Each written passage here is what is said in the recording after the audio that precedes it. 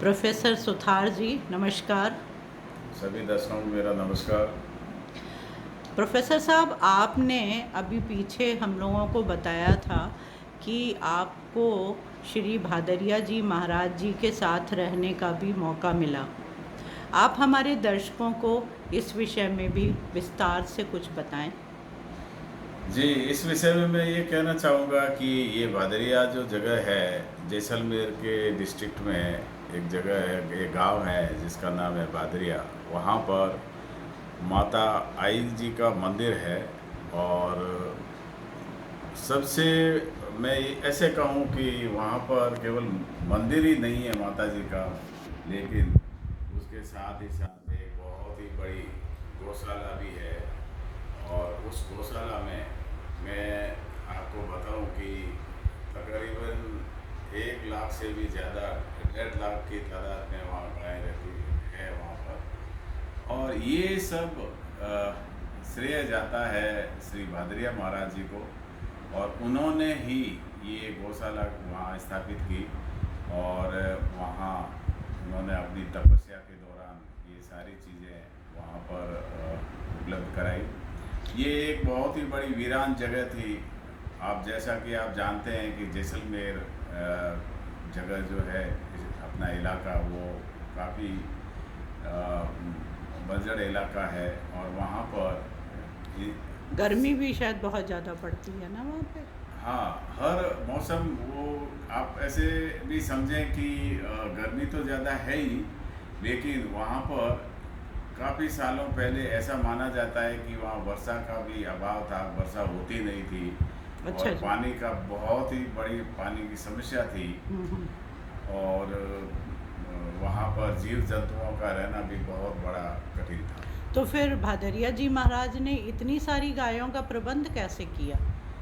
जी, उन्होंने ये सब अपनी मेहनत से, अपनी तपस्या से, अपनी लगन से ऐसा समझा कि यहाँ पर इस भूभाग में, क्योंकि श्री भादरिया महाराज जी संत श्री हरवंश सिंह जी निर्मल, जो एक सिख धर्म के थे, लेकिन बाल्यावस्था में ही काफ़ी युवावस्था में वहाँ पहुँच गए थे।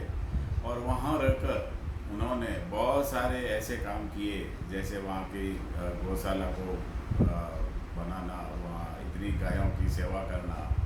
उसके साथ ही साथ उनका एक सबसे बहुत बड़ा योगदान कहिए। योगदान कहें या उनका काम था कि वहाँ पर एक विश्व स्तर की एक लाइब्रेरी बनाई जाए। और अभी इस समय हाल में आप देखेंगे तो करीब 7-8 लाख के करीब पुस्तकें हैं वहाँ पर। एक बहुत बड़ा पुस्तकालय उन्होंने बनाया। और उनका विजन ये था कि वहाँ पर एक बहुत बड़ा विश्वविद्यालय बनाया जाए, एक डीम्ड यूनिवर्सिटी खोली जाए, वहाँ पर रिसर्च वर्क किया जाए वहाँ पर। उसका भी उन्होंने प्रयास किया और काफ़ी कुछ हद तक वो नज़दीक पहुँच गए थे। अच्छा, मैंने सुना कि हमारे पूर्व राष्ट्रपति मिस्टर कलाम भी वहाँ पे गए थे।